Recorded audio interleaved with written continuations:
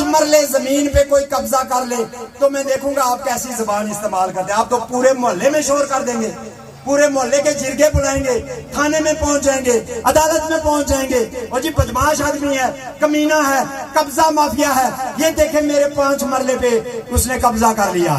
اور جنہوں نے 75 سال سے ہمارے 84,471 مربع میل پر قبضہ کر رکھا ہے, ہم ان کے خلاف سخت لفظ بھی استعمال نہ کریں تو کیا کہیں؟ بندوق بھی نہ اٹھائیں, لڑیں بھی نہ, اور سخت لفظ بھی نہ استعمال کریں, کہتے جی سخت گفتگو کرتے ہیں. قبضے سے نفرت کرنا بہت ضروری ہے, یہ بات آپ یاد رکھیں. یہ آپ کو اپنے بڑوں نے سکھایا ہے, یہ آپ اپنے گھر میں سیکھتے ہیں کہ قبضے, گھر پہ قبضے کا معاملہ غیرت کا معاملہ ہوتا ہے. اس آدمی کو بے غیرت سمجھا جاتا ہے کہ جس کے گھر میں کوئی گھس آئے اور وہ کوئی آگے سے کچھ کہے نا. مجھے ایک دوست نے لطیفہ سنایا, میں نے پہلے بھی جلسوں میں سنایا, آپ بور ہو رہے ہیں, آپ کے لیے بھی سنا دیتا ہوں. پاکستانی تھا, اس نے کہا پاکستانیوں پہ اعتبار نہ کرنا. وہ مجھے سمجھا رہا تھا, خود پاکستانی تھا. تو اس نے کہا کہ ہمارے گاؤں کا ایک لطیفہ ہے کہ ایک آدمی کے گھر میں چور گھس آئے, انہوں نے آ کے سارا سامان چوری کیا, اس کا سارے پیسے زیورات بھی لیے, اور ساتھ میں اس کی بیوی بھی اٹھا کر لے گئے. اب گاؤں کے بندے اکٹھے ہوئے, جب انہیں پتا چلا اس کے گھر میں چوری ہو گئی ہے, تو کسی ایک نے کہا یار تمہارے پاس تو کلاشنکوف تھی, تم نے ان پہ فائر کیوں نہیں کیا؟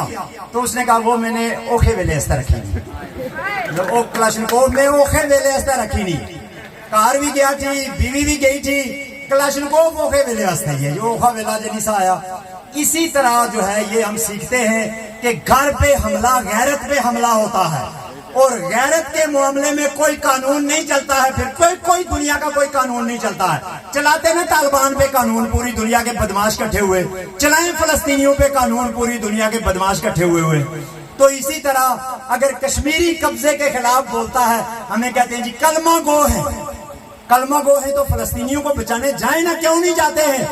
عالم اسلام کے جرنیل, عالم اسلام کا ایٹم بم, یہی سنتے سنتے ہم بڑے ہوئے ہیں. مجاہد اسلام اور عالم اسلام کے سپہ سالار اور پہلی اسلامی ایٹمی طاقت اور فلانا گاجر مولی کی طرح ایک چھوٹا سا ملک جو ہے اسرائیل جس کو کہتے ہیں, جس کی آبادی شاید پنڈی کی آبادی جتنی بھی نہیں ہے, اس کے خلاف کیوں نہیں چلاتے ہیں؟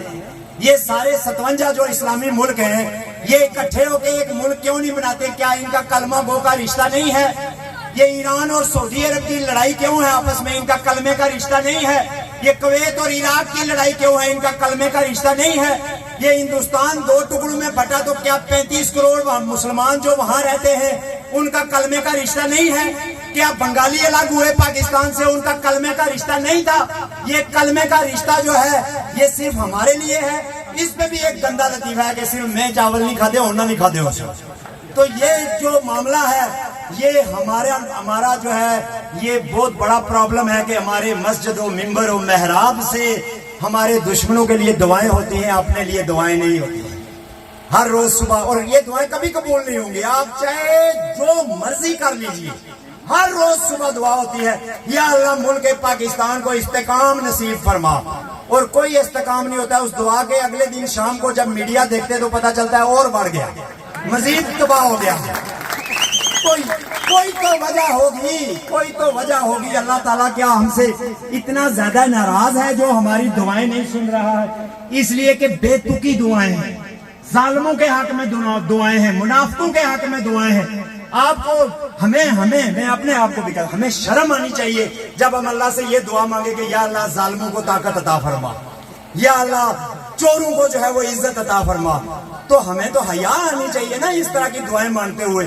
تو ہمارا مولوی, ہمارا ٹیچر جس کو اصلاح کرنی تھی, جس کو بچوں کا مستقبل بنانا تھا, جس کو غیرت سکھانی تھی, جس کو خودی سکھانی تھی, اس نے سکھایا تو کیا؟ تابعداری سکھائی. اس نے سکھایا تو کیا؟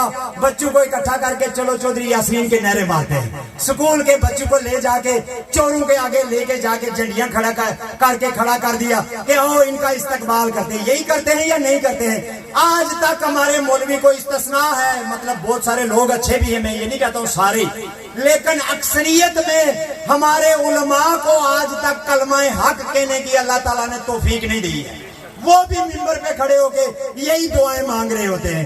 पाकिस्तान को इस्तेकाम दे, जो श्रीनगर में बैठा हुआ है वो हिंदुस्तान को इस्तेकाम दे। सुनी होंगी आपने वो वीडियोस भी कि हमारे पीर और हमारे मौलवी मोदी के हक में रैलियां निकाल रहे हैं, और यहाँ भी हमारे पीरों ने कल परसों से ये काम शुरू किया हुआ है, इस्तेकाम में पाकिस्तान और फलान और फलान।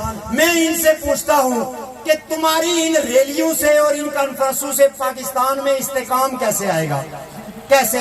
पाकिस्तान का सबसे बड़ा मसला मुआशी मसला है, उनके पास पैसे नहीं है, कर्जे में डूबे हुए हैं। क्या तुम रैलियों में पैसे इकट्ठे करके दे रहे हो?